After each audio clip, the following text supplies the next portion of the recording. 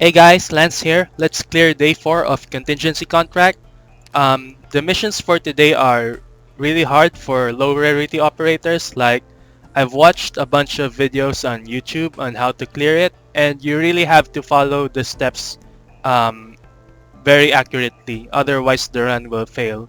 But if you have like one strong operator and you borrow another strong operator like Silver Ash and XCCI, the run is really easy. So um, for this video, instead what I'll do is I'll show you how I did it with my normal team, my high rarity operators, and maybe you'll get some ideas for your own run.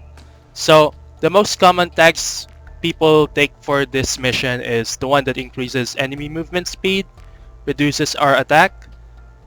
We don't ban we don't ban ground operators because with the increased movement speed, we really need some defenders to block the enemies. And we can take the one that buffs bomb tails, and this one that buffs crossbow leaders is really weird because it makes them attack so fast that even with the movement speed buff, they're barely moving. So that really helps us a lot. And we can take max squad size reduced to 10 operators. I've seen some people clear it with like 5 operators with XCCI, Magellan, AF. If you really have strong operators, it's really easy. So, but for risk 8, we just need to reduce the squad size to 10. Okay, so for this team, you'll see in my account, I have only a few operators leveled up and the rest are like level 1 because it's a meme account. So we'll be taking Lapland because of his range, and his skill allows him to attack multiple enemies and multiple lanes, so that's great. We won't be taking Dilopsis because Lancet is a better medic in this case. We don't need too much healing, but Lancet doesn't count towards our deployment limit. And we'll take Heliger. He can tank through the bombs as well as deal damage in the enemy base, but he's the only single block unit that we'll take because we really need some defenders to block the lanes. Obviously some snipers are really good, and let's take another sniper, Rangers. Actually, let's take Courier first because he's a Vanguard. Rangers and Lancet, and we'll borrow my XCCI in my other account. Let's do this.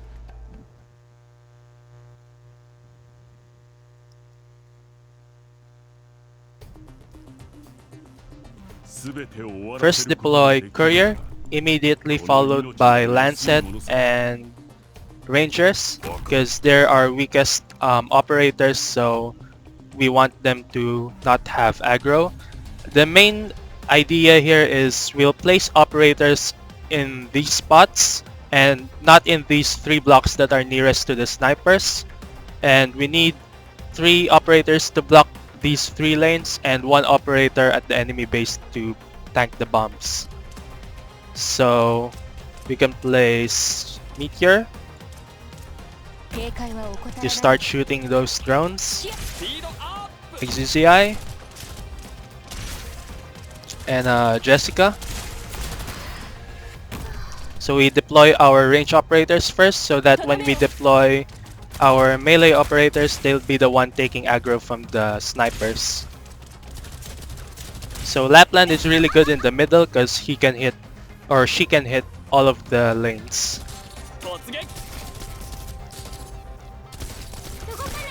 Alright, hopefully Courier survives this. Okay, he did. Barely. Okay, let's retreat him. Let's place Cora over here. And let's place Heliger here.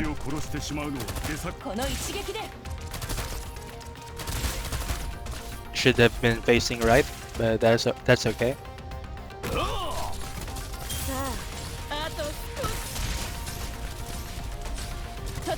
And that's it. We just need to activate skills when we need to.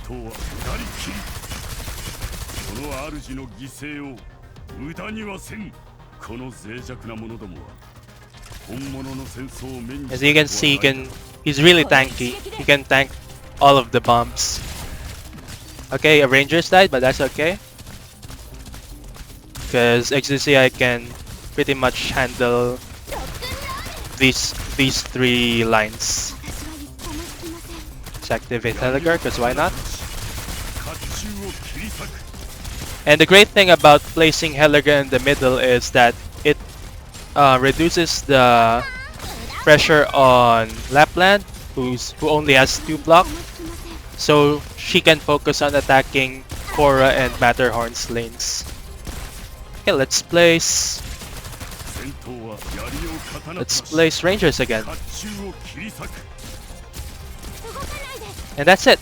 As you can see, it's pretty easy if you have 2 or 3 strong operators.